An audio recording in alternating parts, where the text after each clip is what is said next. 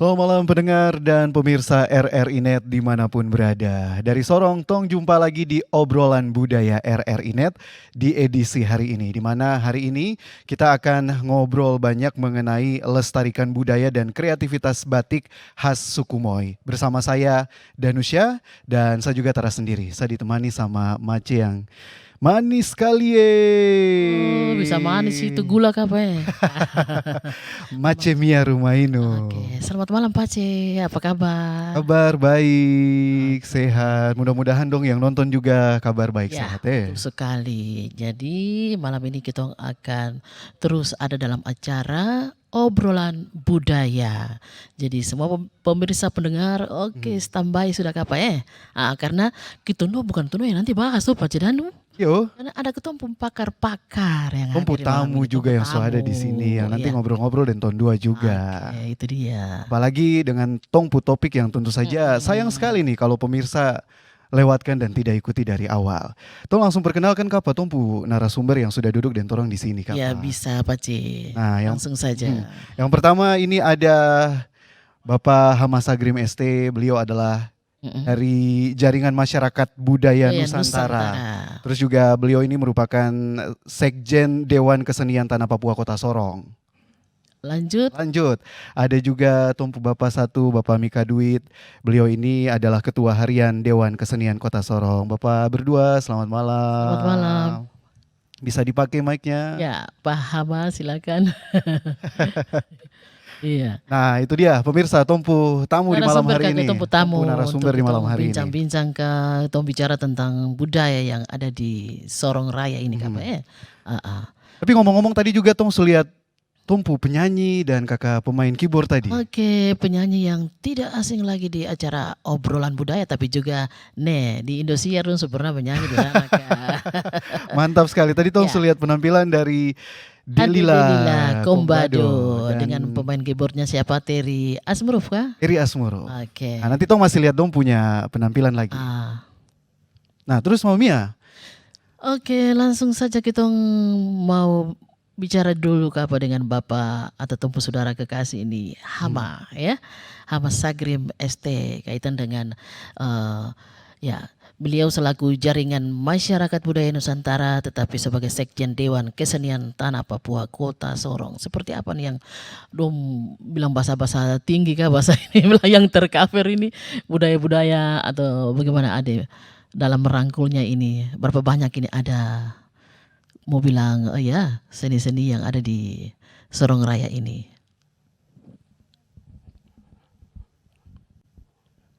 Baik, ini kita bicara budaya ini.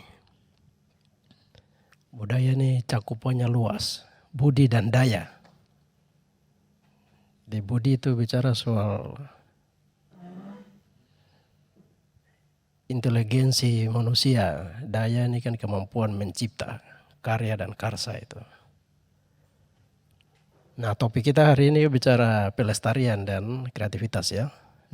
Ya betul. Saya lebih cenderung kita bicara fokus ke kreativitas karena budaya kita arahnya ke batik. Iya. Batik Moi. Jadi Moi ini kan batiknya belum muncul. Tapi itu nanti kita bicara sebentar. Jadi bicara soal budaya ini. Budaya ini kan ada 7 unsur. Setiap suku di seluruh dunia memiliki budaya. Dia ada punya bahasa, religinya, sistem politik tradisionalnya, sistem pengetahuan tradisional ya. Iya. Itu ada teknologi tradisionalnya. Ada 7 unsur budaya. Jadi semua suku-suku di seluruh dunia memiliki itu. Nah, itu sudah disepakati oleh para ilmuwan terdahulu. Nah, kita bicara budaya di Papua, khusus di Sorong. Budaya itu ada, namun tidak terdata dengan baik. Contoh kasus saja, bahasa lokal khusus untuk Malamoi ini tidak di-cover dengan baik. Dalam muatan lokal, pendidikan lokal, ini kan tidak masuk. Selain dari itu keterampilan-keterampilan tradisional, ini kan 7 unsur budaya ini. Iya. Budaya terbentuk dari 7 unsur itu. Ini kan belum sama sekali. Ini hal yang menjadi pekerjaan besar. Karena saya terus terang saya iri hati dengan teman-teman di luar. Ketika berjumpa dengan teman-teman dari, jangankan Jogja dengan Bali, yang lain di luar dari itu. Kalau Jogja dengan Bali kita sudah bicara soal anatomi budaya di Indonesia ada di Bali dan Jogja. Dan filosofi paling tinggi yang termaktum di dalam negara Indonesia itu diambil dari Jogja itu. Misalnya Tuturi Handayani, Bhinneka Tunggal Ika, ini kan simbol-simbol keraton Jogja yang ditransfer menjadi simbol negara. Nah, ini menjadi landasan ketika founding father Soekarno mendirikan negara ini kan dia bicara soal budaya ini. Jadi Trisakti. Ini 3 kekuatan penuh bicara budaya, bicara ekonomi, bicara nasional. Dia harus berdiri di atas kaki sendiri. Nah, kita kembali lagi ke Sorong. Sorong ini dia punya suku ada. Suku Moi. Kita semua yang di luar dari Moi ini kita mengerti dan kita tahu ada suku yang ada di sini. Nah, ini peran pemerintah harus mereka melihat itu. Julukan Sorong kota bersama. inti dari sebutan kota bersama ini apa? Ini kan arahnya ke sosial kehidupan. Tetapi sosial budaya dia jatuh, Iya. tidak terlihat. Budaya sama sekali tidak terasa. Jangan kita anggap bahwa budaya ini biasa-biasa, tidak. Budaya ini dia akan membantu dalam mengcover kita punya nilai. Yang berikut bisa bicara soal ekonomi, budaya dia akan menjadi track. Iya. Dia mengangkat ekonomi, tergantung manajemen dan perhatian pemerintah. Potensinya ada, kebijakannya bagaimana? Saya pernah waktu kami kegiatan Dewan Kesenian, Dewan Kesenian Kota Sorong ini pun vakum berapa tahun itu tidak jalan. Saya baru bergabung 2020. Saya coba untuk dorong, ayo kita kasih hidup itu Dewan Kesenian Kota Sorong. Sanggar-sanggar nih mau bikin apa kalau tidak ada dewan yang berusaha menyuarakan semua nilai-nilai merangkul budaya semua, di Kota Sorong nih. Dewan Kesenian harus hadir. Kita bentuk itu, dilantik Dewan Kesenian.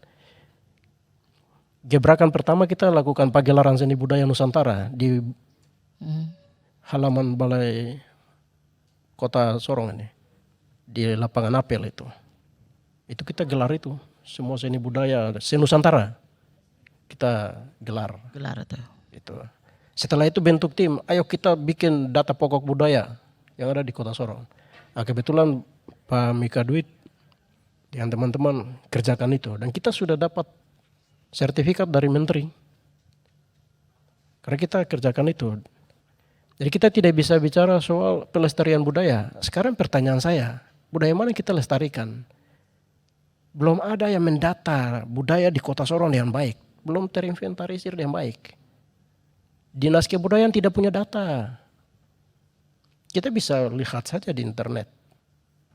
Di mana data-data budaya di Kota Sorong? Data pokok budaya harus ada. Setelah ada, baru kita bicarakan. Oke, mana-mana yang kita dahulukan. Oke, kita bicarakan itu. Kita tidak bisa semena-mena, paksakan pemerintah. Ayo, ini batik harus dijalankan, noken harus jalan, arsitektur moi harus jalan, bahasa harus jalan. Tidak bisa begitu. Harus ada festival, seminar. Seminar atau festival dilakukan berdasarkan kajian. Data-data dihimpun dulu. Iya. Artinya bahwa saudara sudah punyakah data-datanya? Saya kalau mau dibilang, saya peneliti murni, saya banyak meneliti. Iya. Saya habiskan waktu separuh dari saya punya kehidupan meneliti saja. Sampai hari ini. Sudah 40 lebih buku yang saya sudah terbitkan. Nah, itu kebanyakan terkait dengan budaya. Ya, jadi maksudnya yang tercover sekarang ini berapa banyak untuk di Sorong Raya sendiri ini? Berapa suku yang sudah saudara Hama rangkul ini atau dalam programnya ini? Kalau di Sorong Raya ini Maebrat, Sawiat, Tehit, Moi, hanya masuk dalam penelitian saya. Bahkan perbatasan Tamrau. Sedangkan budaya religi, saya malah hampir keseluruhan Papua saya jalan. Religi, jadi kepercayaan tradisional tuh. Itu maka buku saya 2010 yang terbit itu kan History of God in Tribal Religions. Jadi kisah Tuhan dalam agama suku. Saya coba untuk menyampaikan bahwa secara tradisi itu ada kepercayaan. Ini juga bagian dari budaya. 7 unsur budaya tadi saya utarakan tadi itu. Oke, kita kembali ke topik kita Gapai. Ya. Oke, Nah jadi tadi memang yang Kakak Hama jelaskan Iya, ini menjadi prolog Iya. atau ya bisa Tom bilang juga strategi awal bagaimana kemudian budaya-budaya ini juga bisa dikumpul menjadi satu karena memang sangat spesifik ya. Iya. Apalagi kalau malam ini juga Tom bicara mengenai batik. Karena tentu saja Tom tahu batik di Papua ini bermacam-macam ya Kakak Hama, bermacam-macam. Pasti dia punya corak juga tentu Ya. saja juga berbeda-beda. Dia punya corak juga bermacam-macam. Nah, dari situ saja memang butuh kajian lagi Iya. untuk melihat perbedaan-perbedaannya tuh Jadi Kakak Hama. begini, saya tambahkan, khusus untuk batik, bukan saja batik, semua terkait dengan etnisitas entitas, sekali tarik saja nilainya beda. Nah, itu dia. Cari saja batik itu putaran sedikit saja itu ceritanya beda-beda. Ada apa namanya? Dia punya Filosofi. arti sendiri ya, Filosofi. filosofi. Ya. Menggambarkan nilai. Iya. Tidak mungkin saya orang dari Maibrat membuat batik Malamoin. Saya rasa itu berat untuk saya. Karena nilai-nilai yang dianut oleh masyarakat di suku Malamoy, suku Moi ini kan beberapa suku. Ini kan saya tidak paham. Begitu.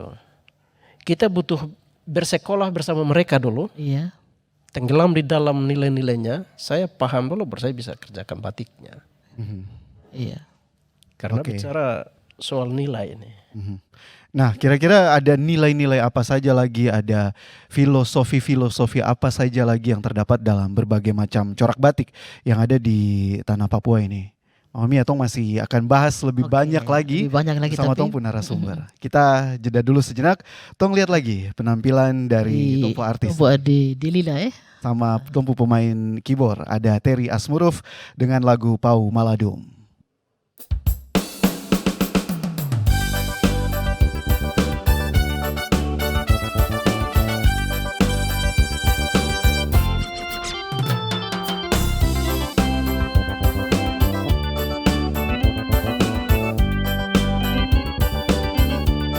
Kau maladu pasang bini kuliah wobok kau maladu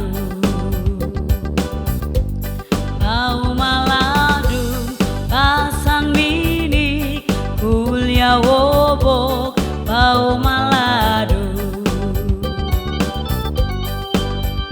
kau teges maladu Bauma teges maladu Newak masong maladu Wobok brosal kai maine Newak masong maladu Wobok brosal kai maine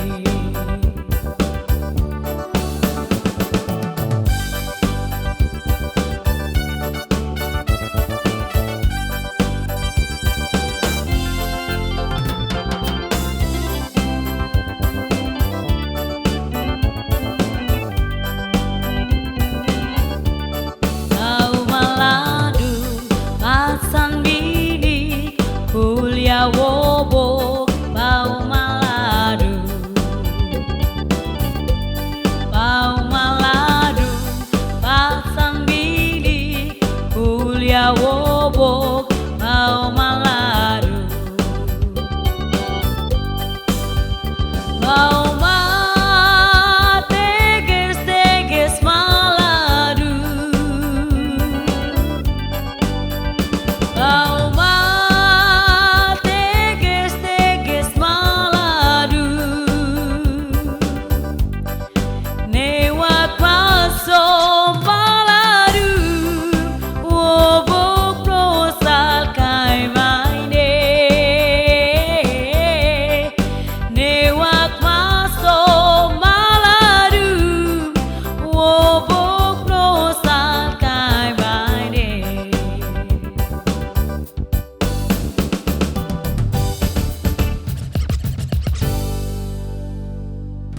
Iya, kembali lagi dalam obrolan budaya RRI Sorong. Oke, Pak Cedano bagaimana tuh kembali lagi? Kakak Hama atau saudara Hama, mari kita mau bincang-bincang kembali lagi dan kita juga mau tahu ini berapa corak batik di suku-suku yang ada di Sorong Raya ini. Atau mungkin Kakak Hama juga bisa menjelaskan mengenai depo perbedaan-perbedaan. Tadi di sesi yang awal kan tadi Tong singgung juga tentang berbagai filosofinya ini Kakak Hama. Nah mungkin bisa dijelaskan mengenai corak dan berbagai filosofi yang terkandung pada berbagai macam batik yang ada di tanah Iya. Papua ini Kakak Hama, silakan. Baik, ini kita bicara filosofi berarti bicara mother of science. Jadi bicara soal pengetahuan dari semua ilmu. Di batik ini dia alirannya kan mengisi tentang filosofi, filsafat itu. Nah, jadi aliran batik di seluruh Papua misalnya, kalau kita bicara keseluruhan Papua berarti itu disesuaikan dengan suku-suku yang ada di seluruh Papua. Dan khusus untuk batik, saya belum melakukan kajian khusus terkait dengan aliran batik. Tapi kalau untuk wilayah Sorong, Maibrat malah saya yang bikin. Saya lagi siapkan raport batik Maibrat. Karena sebelum di launching, ini harus hak patennya keluar dulu. Oke. Karena kita presentasikan filosofinya itu. Nah, sedangkan MOI, kita lagi lakukan pendataan. Namun yang sudah data masuk ke Dewan Kesenian Kota Sorong ini seni budaya. Sedangkan untuk kelompok yang pembatik belum masuk. Nah, kalau kembali untuk bagaimana aliran batik ya, pertanyaan tadi ya, aliran batik, filosofi. Nah, itu kembali lagi. Kehidupan secara suku ini kan ada istilah-istilah penggambaran, filosofi, simbol. Ini yang biasa dipakai di dalam batik. Nah, contoh seperti batik Papua. Cenderung dengan tifa, karena ini kebesaran kita bersama. Ya. Tifa, cendrawasih. Cendrawasih juga kan simbol, ini burung yang sangat unik, eksotis. Itu simbol kepapuan secara umum ya. Ah, kalau kembali ke MOI ini apa yang unggul? Ini yang menjadi patokan akan diambil untuk simbol-simbol dalam batik. Karena batik itu dia menjelaskan tentang identitas setempat.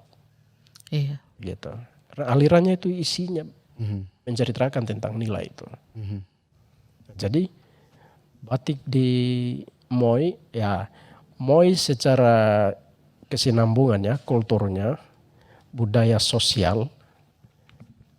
Nah, ini mulai dari perkawinan ini kan sama, terintegrasi dengan Sawiat, Imian, Tehit, Maibrat, sampai ke wilayah Karon, masuk ke daerah Tambrau. Nah, namun ada yang tidak sama. Pengetahuan suku di MOI terkait dengan kepercayaan misalnya. Ya. Kepercayaan. Ini beda dengan masyarakat di Maibrat atau di Sorong Selatan. Nah, kehidupan juga misalnya burung kakatua putih. Bagi orang MOI itu simbol apa? Ini bisa masuk dalam aliran batik. Bagi orang di Maibrat apa simbol itu?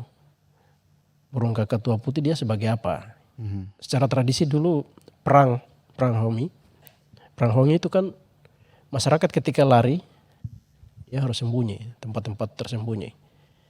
Musuh yang datang, ini kakatua ini misalnya malam, dia akan bersuara. Nah, simbol ini sebagai penyelamat. Oke. Pakai di dalam batik. Nah, ketika orang memakai itu, wah dia ini penyelamat. Nah, aliran seperti gitu, aliran dalam batik ini kan dipisahkan lagi. Kalau di Jogja kita lihat kan ada standar ningrat, ada yang rakyatan, batik masyarakat. Ada yang ningrat. Ningrat itu sudah orang-orang deretan di atas. Nah, itu pun ada di kita. Itu diklasifikasi berdasarkan pengetahuan mereka ini. Oke. Nah, aliran dibentuk dengan simbol, misalnya bunga swastika di Jogja ya. Swastika ini kan simbol dari seorang gadis. Itu hubungan langsung dengan Nyi Roro Kidul itu. Oke. Ini wanita sebagai penyelamat kepada Jogja. Nah, kita di MOI ini apa? Iya. Harus dia muncul di situ.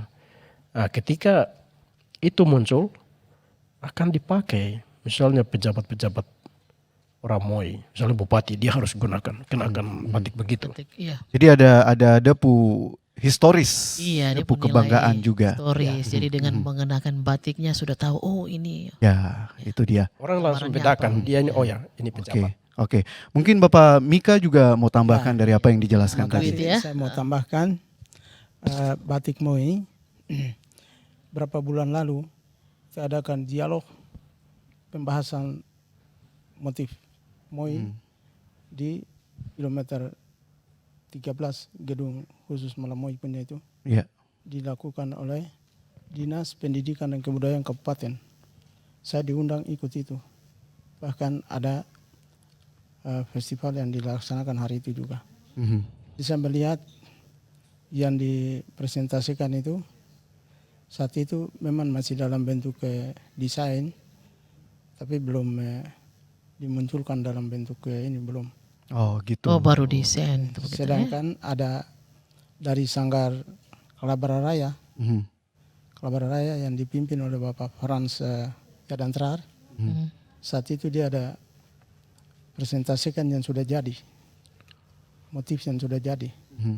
Alatnya itu dipesan dari Jogja, Oh. alat batiknya itu. Jadi langsung di.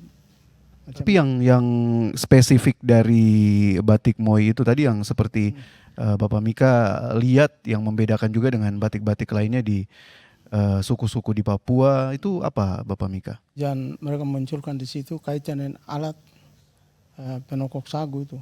Oh, alat penokok Yang sagu kita ya. lihat Iya, dan penokok itu Mhm. iya, iya. sudah munculkan di situ. Kemudian ada motif-motif lain juga yang munculkan.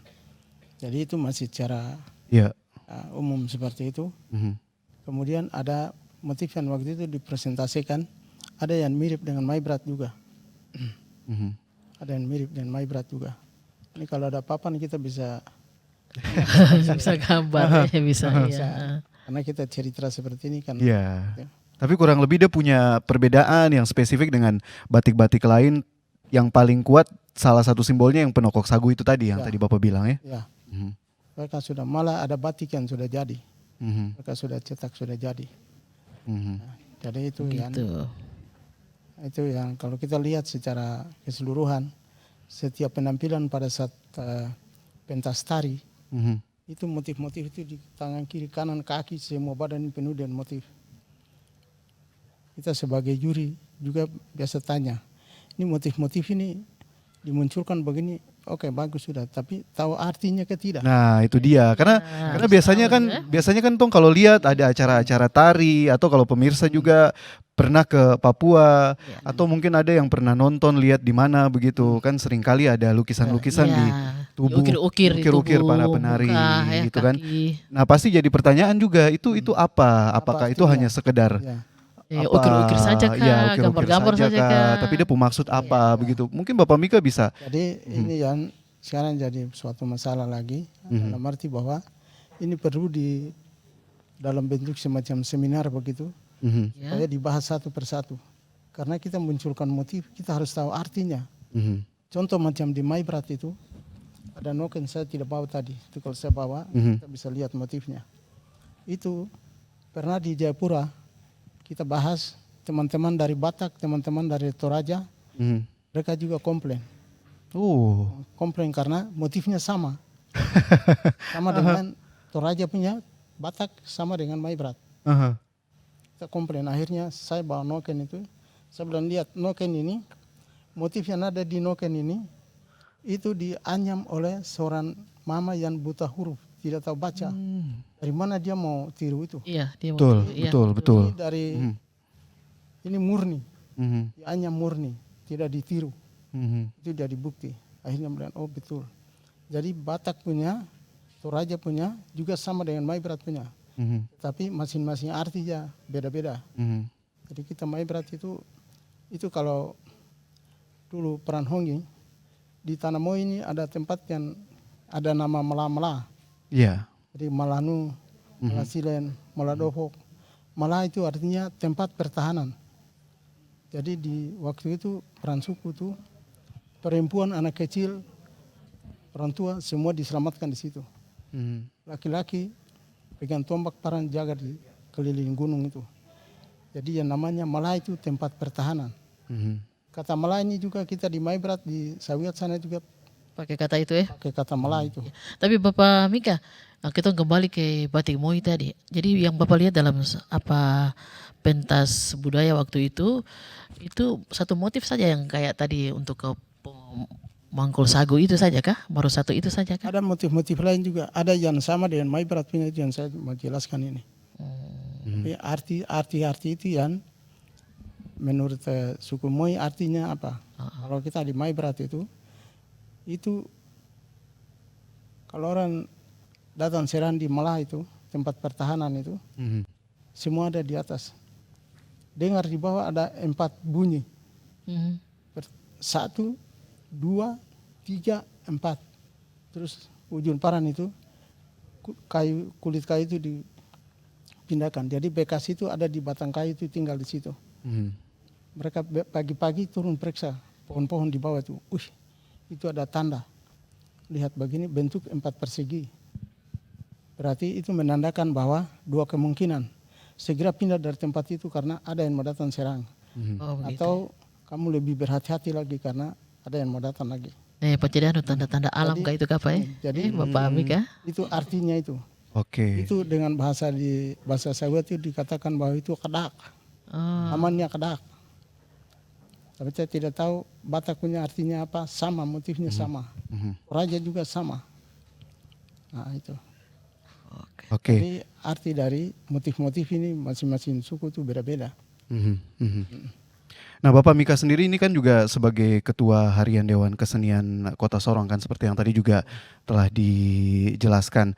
Nah, sejauh ini juga sudah berapa banyak ini sanggar-sanggar yang kemudian coba mulai fokus melirik batik begitu. Mulai fokus untuk membuat batik ini menjadi salah satu kekhasan yang harus terus disebarluaskan begitu. terus dibudayakan. Tapi nanti baru dijawab. Nanti baru dijawab karena kita jeda lagi dulu sejenak. Nanti kita balik lagi masih di obrolan budaya RRI Net. RRI mempersembahkan RRI Playgo. RRI Playgo adalah aplikasi resmi Radio Republik Indonesia. Dengan satu sentuhan, Anda bisa mengakses Pro 3 Suara Identitas Keindonesiaan, Voice of Indonesia, Channel 5, RRI Radio untuk mengakses jaringan RRI Radio Pro 1, Pro 2, Pro 4. RRI Net, tonton apa yang Anda dengar.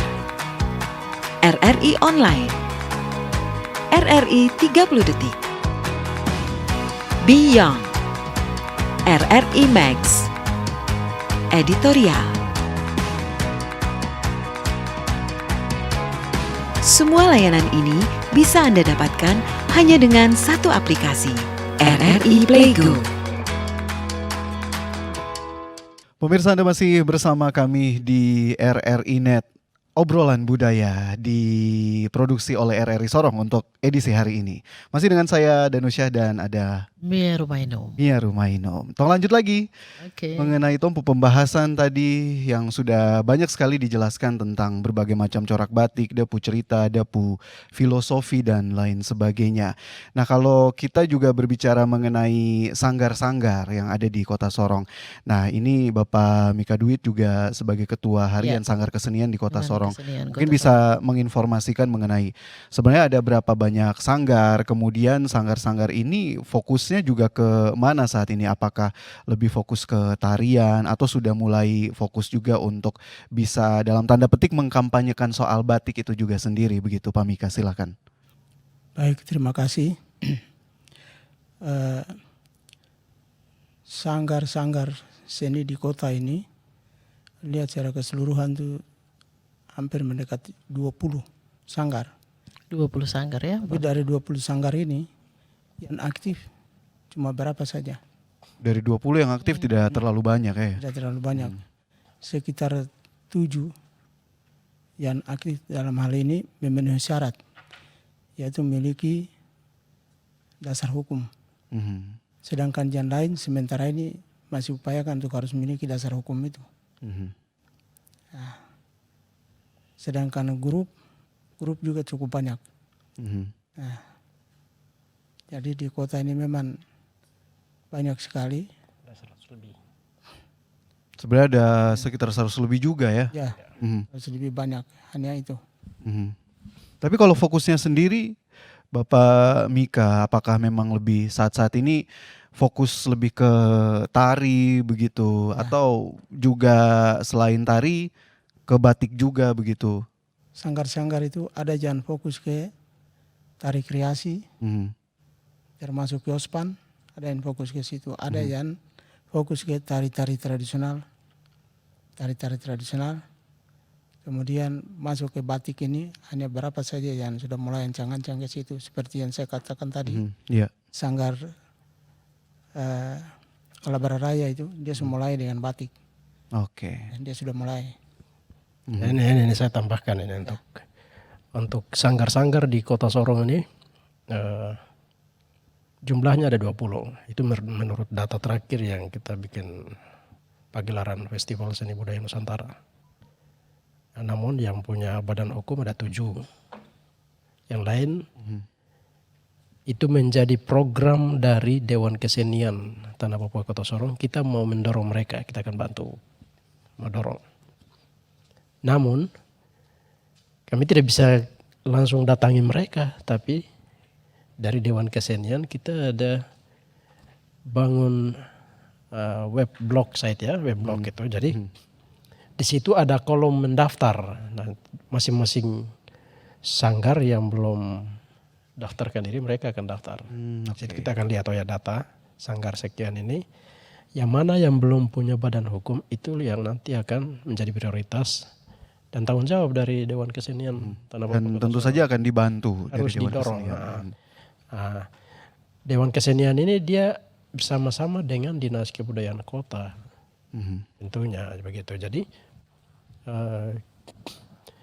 untuk pengembangan sanggar batik atau sanggar tari, sanggar seni suara ya, dan lain-lain, ini juga program yang sudah dicanangkan oleh Dewan Kesenian Kota Sorong. Oke.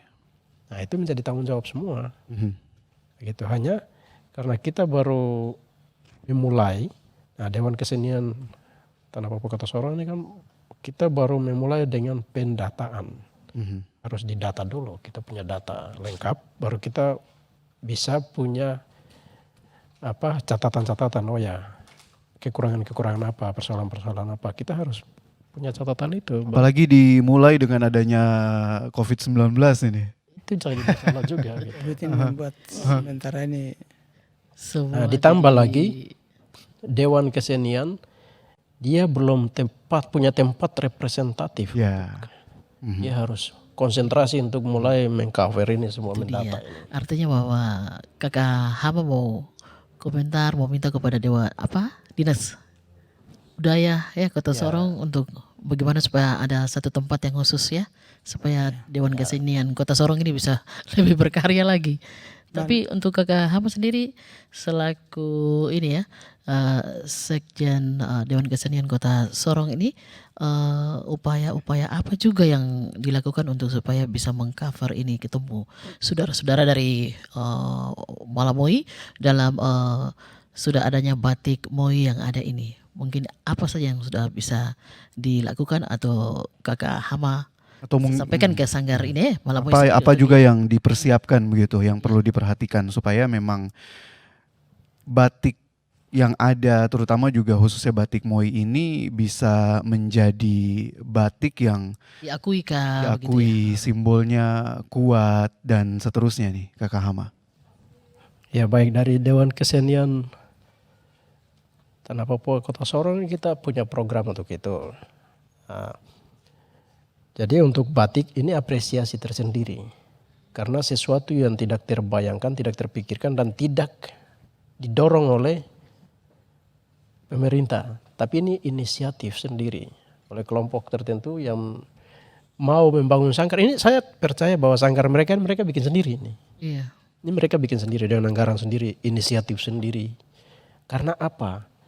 Ini keterpanggilan, rasa memiliki. Jadi kita lepas dulu untuk pemikiran bisnis. Terkait dengan bisnis atau mereka mau jual atau pasarkan itu nanti dulu. Tapi ini satu nilai yang benar-benar yang sedang dikerjakan. Nah, kami dari Dewan Kesenian ini kan pada prinsipnya kita tetap membantu mereka. Nah, yang berikut untuk batik ini kan terkait dengan hak cipta. Hak cipta ini kan hak intelektual. Dia harus punya hak paten. Dia mendapatkan izin. Iya. Nah, ini sebelum mendeklarasikan atau pamerkan. Nah, yang ketakutan saya adalah ketika dipamerkan atau dieksposkan, apalagi belum punya hak cipta, pasti diambil oleh orang. Orang lain bisa pakai. Nah, ketika orang lain pakai kita mau ribut nggak bisa. Nah, kita lihat contoh saja Indonesia ribut dengan Malaysia terkait dengan batik juga. Iya. Malaysia mengambil batik dari Indonesia. Indonesia ribut, nggak bisa, tidak bikin paten. Nah, jadi batik ini nanti kan ada tahapan-tahapan. Jadi sang kreator ini yang menginovasi, dia kreativitasnya kan dia pembatik khusus untuk Moi.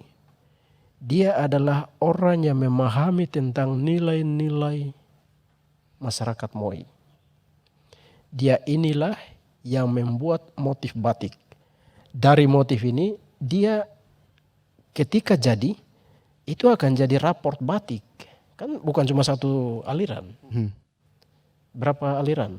Kan dalam raport itu nanti ditampilkan. Ada yang misalnya warna apa, warna-warna kan beda-beda. Terus motifnya beda-beda. Nah, ini kan pasti akan dipertahankan. Ketika dipertahankan, ini kan sudah masuk dalam ruang ilmiah. Dia harus pertahankan nilai ini. Ini standar ilmiahnya harus dia pertahankan supaya keabsahannya diakui. Nah, ketika sudah dia pertahankan itu, tingkatan berikutnya adalah ini tinggal dieksekusi untuk hak ciptanya, badan hukum. Artinya ini sudah tahapan-tahapan yang harus dikerjakan. Kita tidak bisa mendeklarasikan bahwa ini batik Moi, oke. Secara nilai, secara aliran, oke. Tapi secara hukum harus disahkan. Oke, jadi itu ya. Itu harus dia sah. Nah, ini yang kita lagi kerjakan untuk Maibrat. Batik Maibratnya sedang disiapkan dalam raportnya. Tapi saya tidak bisa langsung launching bahwa ini motif batik Maibrat seperti ini. Nggak bisa. Ini sudah harus diseminarkan dulu. Seminarkan oke, diterima semua oke, baru deklarasi untuk peluncuran. Nah, nanti tahap berikut mau lebih besar dilakukan pagelaran festival batik. Nah, itu nanti orang akan datang lihat.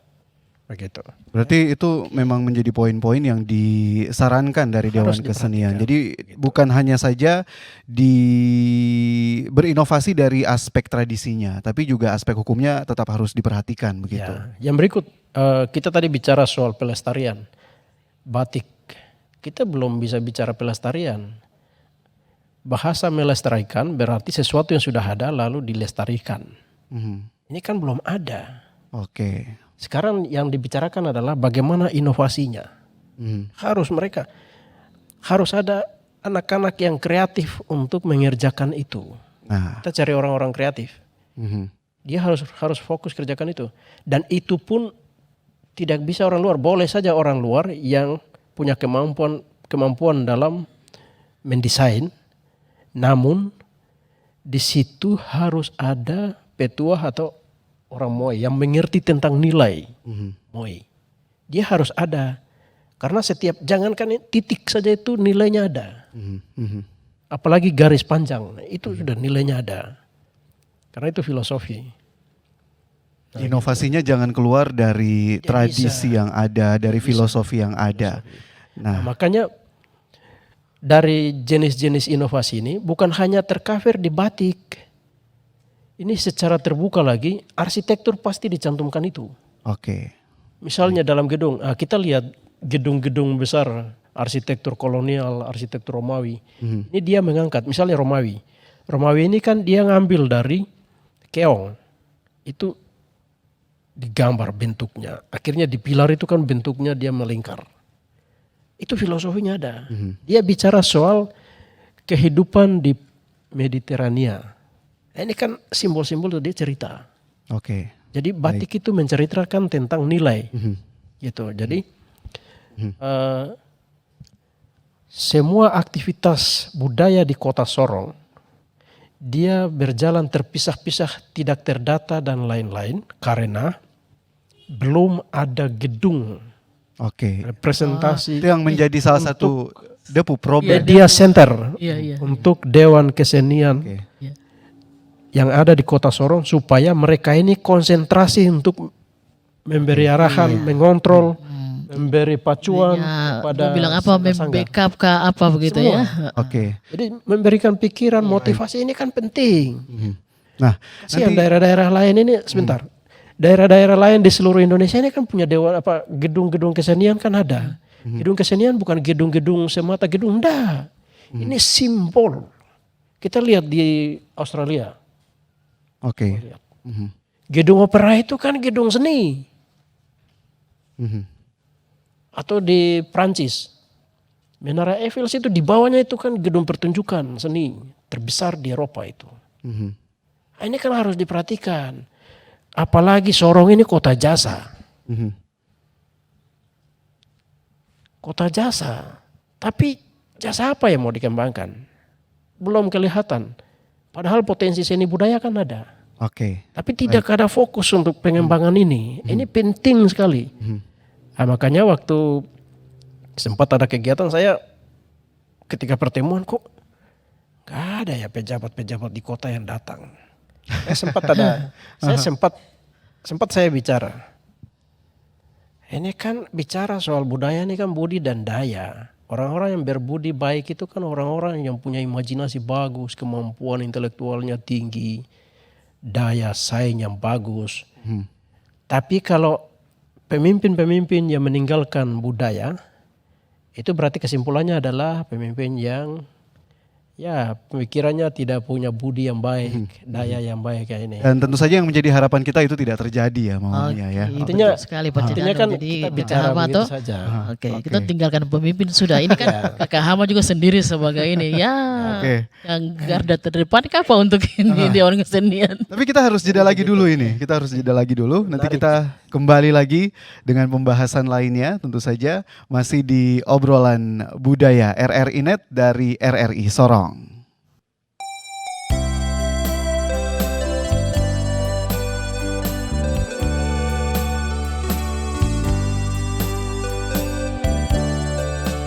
Teges ko, teges maladu, teges ti sadang polok pau, ti kom ton wai, maniti tagi.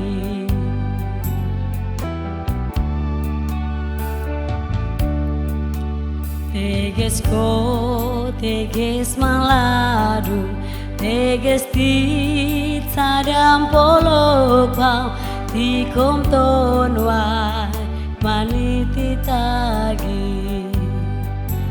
Maladu ulu kameges nei to boy yeften yen bes. Yolom salak pau teges maladu, maladum teges masuk. Malarum ton wai salai kai kapim di paplong pagu. Kau teges ko teges maladu, maladum teges masuk.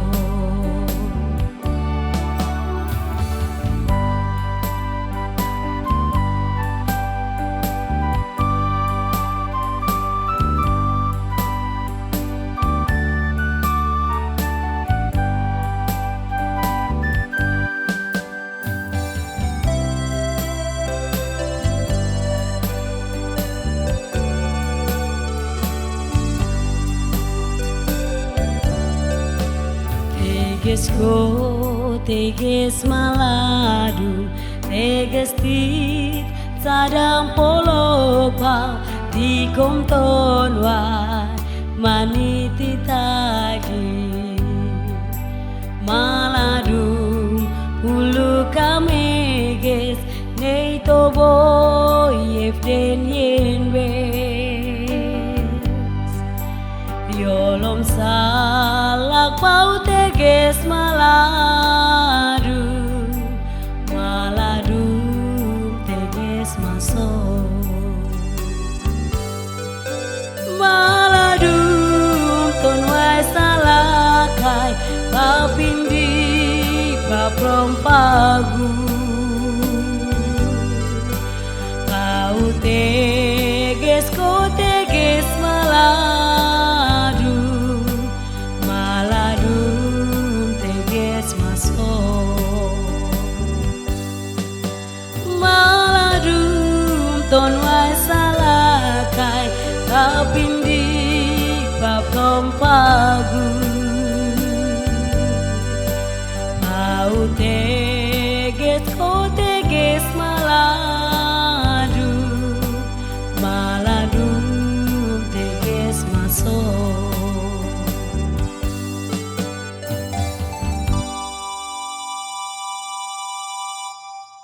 Pemirsa, Anda masih bersama kami di obrolan budaya RRI Net dari RRI Sorong. Masih bersama saya Danusyah dan ada juga Mia Mace Rumainum. Mia Rumainum. Dan Tong masih bersama dengan Ton dua punarasumber. Ya, ada Bapak Mika, Bapak Mika, Kakak Hama. ada Kakak Hamas juga yang bersama-sama dengan Torang di sini. Banyak hal yang tadi sudah kita Bincang-bincang, bicarakan. bicara atau obrolkan. Ya. Tentang Tompu, topik yang sangat menarik untuk kita informasikan ini untuk pemirsa RRI Net dimanapun berada, yaitu mengenai lestarikan budaya dan kreativitas batik khas suku Moi begitu. Nah, untuk melanjutkan dan kemudian menyampaikan juga tadi sedikit tentang apa yang telah kita bahas di sesi sebelumnya, Bapak Mika mungkin sedikit apa yang bisa disampaikan? Baik, terima kasih. Kaitan dengan motif saya ikuti selama ini, batik atau motif batik untuk suku Moi ini sudah dirancang sejak lama, terutama oleh Bapak Yance Malagifik. Yance Malagifik ini sekarang ditugaskan di provinsi. Beliau sekarang diangkat jadi kepala bidang di kebudayaan di provinsi. Sepertinya beliau kemarin ada datang di Sorong sini. Nah, beliau sudah rancangin sejak lama. Kemudian sepertinya batik ini sudah dicetak dan mungkin sudah dipromosi secara lokal. Belum keluar tapi masih dalam. Jadi sekarang upaya-upaya ini pasti ke depan pasti dia ada itu. Seperti yang tadi disarankan oleh Pak Hamak tadi, ini supaya diakui dan tidak ditiru oleh Iya, sanggar orang atau lain orang kah? lain. Begitu. Harus punya dasar hukum yang seperti itu supaya Tapi Bapak Mika, Ya. Bapak Mika lihat ini motif batik Moi ini apa sudah dicetak yang tadi Bapak Mika bilang ini itu dalam bentuk kemeja atau sudah ada dalam jaket kah, topi kalau kah? ada yang sudah dalam bentuk kemeja oleh pejabat-pejabat tertentu di wilayah kabupaten itu dan pakai. Jadi ada motif satu lagi yang bentuknya seperti kalau kita lihat hampir mirip dengan kodok begitu, juga dimasukkan dalam batik itu, motif itu. Selain pakur sagu tadi, terus ada motif-motif lain juga dimasukkan. Jadi itu kita berterima kasih kepada Bupati Kabupaten Sorong karena hampir selama 1 tahun itu sekitar 2-3 kali kegiatan Oh, yang untuk elemen suku Moi sendiri ya? elemen suku Moi dalam bentuk festival, dalam bentuk dialog seni. Saya biasa diundang juga untuk hadir, Oke. bawakan materi juga di situ. Jadi mereka bagus. Baik. Bapak Mika Duit yang terakhir ini. Mungkin Bapak Mika Duit punya pesan begitu agar kita terus juga bisa tetap melestarikan tompu budaya, tapi di sisi lain juga tetap bisa berkreativitas, terutama juga dari batik ini. Apalagi mengenai topik yang kita juga bicarakan dari tadi, mengenai batik khas suku Moi. Yang terakhir apa nih yang bisa Bapak Mika Duit bagikan untuk orang semua pemirsa yang juga sedang menonton malam ini? Ya, terima kasih. Harapan saya ya, apa yang sudah dilakukan itu tetap dijejaki terus. Dijejaki sehingga memiliki dasar hukum. Oke. Kalau sudah dasar hukum berarti sudah mereka bisa Bebas promosikan. berkarya Kak ya. Ya, itu. Oke, baik untuk Kakak Hamasa Grem ST selaku Sekretaris Dewan Kesenian Kota Sorong, apa yang bisa disampaikan ini kaitan dengan topik kita, tetapi juga secara keseluruhan untuk Dewan Kesenian sendiri di Sorong Raya ini. Baik, untuk pesan saya ya. Yang pertama, kami dari Dewan Kesenian apresiasi untuk inisiatif yang dilakukan oleh teman-teman yang telah memulai untuk membuat batik Moi. Ini apresiasi. Nah, ini harus dikembangkan lagi. Dan satu kendala yang dihadapi oleh semua sanggar-sanggar seni, bukan hanya untuk batik saja, tapi yang lain adalah biaya. Pembiayaan ini kan tidak hanya keluar pada saat event saja, tetapi pembinaan ini penting. Nah, bicara soal kreativitas, manusia-manusia yang terampil, supaya dia bisa meninggalkan sesuatu yang akan dipakai oleh generasi berikut. Nah, mereka punya nalar yang bagus, punya analisa tentang nilai, nalar yang bagus. Nah, tenaga-tenaga kreativitas ini saya sudah coba untuk diskusikan dengan beberapa teman-teman. Mereka lincahnya hanya menulis coret-coret di kertas, nanti dikasih ke orang-orang yang kurator ya, kurator-kuratornya mereka yang mendesain. Nah, ini yang kita kurang satu di situ. Pesan saya adalah pemerintah harus melihat ini. Kalau tidak ya kita juga dari Dewan Kesenian semoga waktu yang baik di mana kita rencanakan untuk tenaga-tenaga ini kita kasih mereka pelatihan. Mereka dilatih, oke, dari Moi berapa orang kamu ikut pelatihan bagaimana untuk sebagai kurator mendesain batik supaya mereka yang tadinya sudah punya kemampuan untuk sketsa-sketsa ini, dia tidak bawa hasil sketsanya pergi bayar di tempat lain untuk kerjakan itu, kasihan biayanya keluar besar. Oke. Nah, ini kendala-kendala yang dihadapi, kendala-kendala. Dan itu data yang saya ambil, data yang saya sudah coba jalan untuk saya telusuri. Ini kendala-kendala apa yang membuat ketidakmajuan dari kreativitas seni-seni yang ada di Kota Sorong, bahkan di Papua keseluruhan. Nah, kita punya orang-orang yang belum kreatif dalam menggunakan komputer dengan program-program tertentu. Ini yang kita perlu untuk harus ada pelatihan khusus untuk itu. Nah, karena kita bicara soal batik, fokus utamanya di situ. Di kreativitas. Harus ada tenaga kreatif yang dia mahir dalam program mendesain batik itu. Nah, ini harus kasih pelatihan khusus.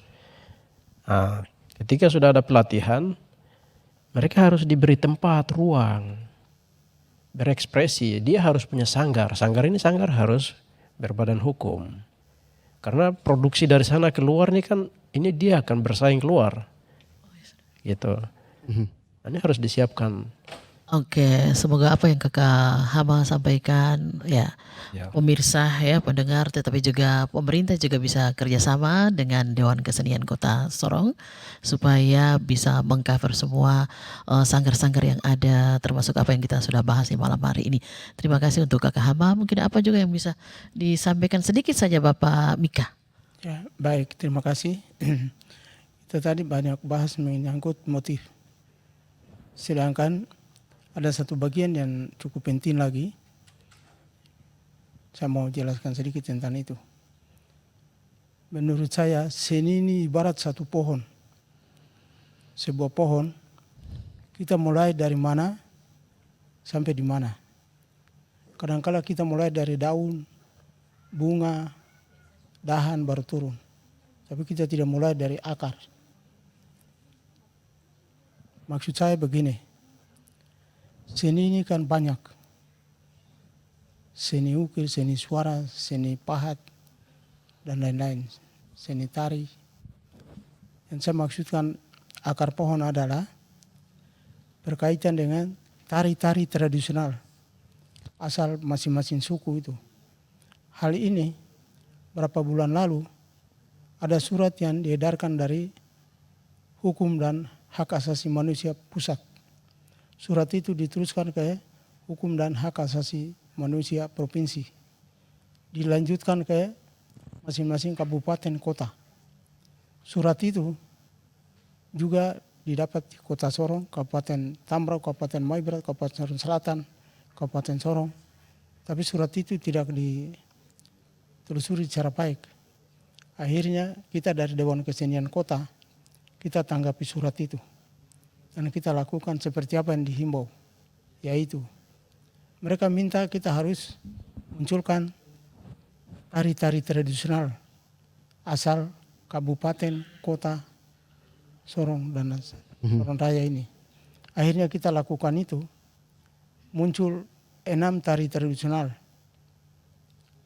Mulai dari Tambrau, Maibrat, Sorong Selatan sampai Kota Sorong. 6 tari tradisional, 4 cerita mitos, dan 4 permainan rakyat. Munculkan itu.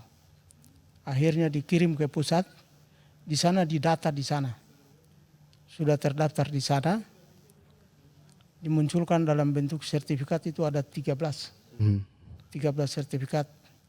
Itu dikirim ke provinsi, wakil gubernur dengan koordinator hukum dan HAM provinsi, mereka antar itu langsung serahkan di wali kota. Karena wali kota ada, wali kota terima dia punya dan serahkan ke sebagian ke Dewan Kesenian. Sedangkan Bupati Tambrau tidak hadir, Maibrat tidak hadir, Sorong Selatan tidak hadir, Kabupaten Sorong tidak hadir. Makanya sertifikat-sertifikat itu mereka bawa kembali ke provinsi. Oke.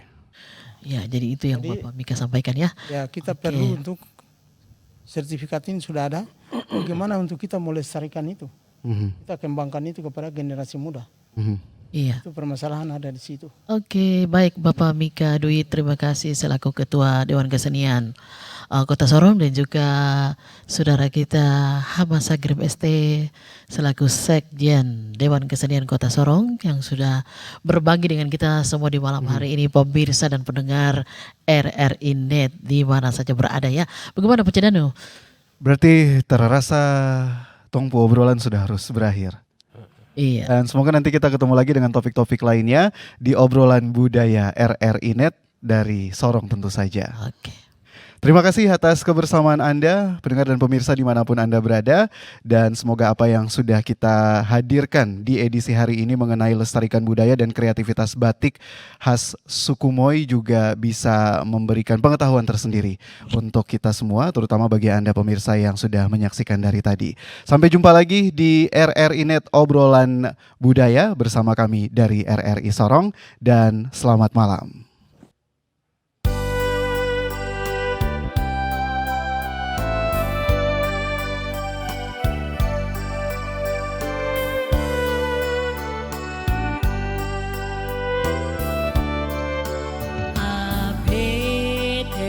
Sewe talan madin molu paudu koti kom tamu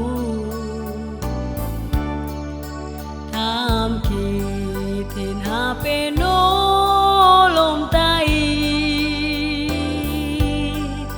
tamu pau daligin bewai kulu Bete me se me talan madin mo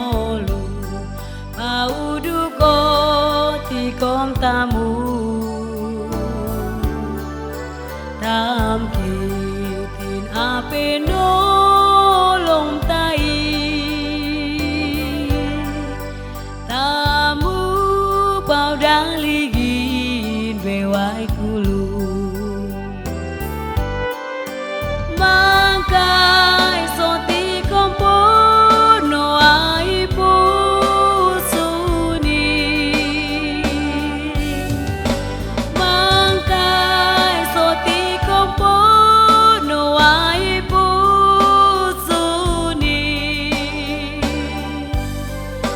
tikom tolong bobok salamami nusu apene fede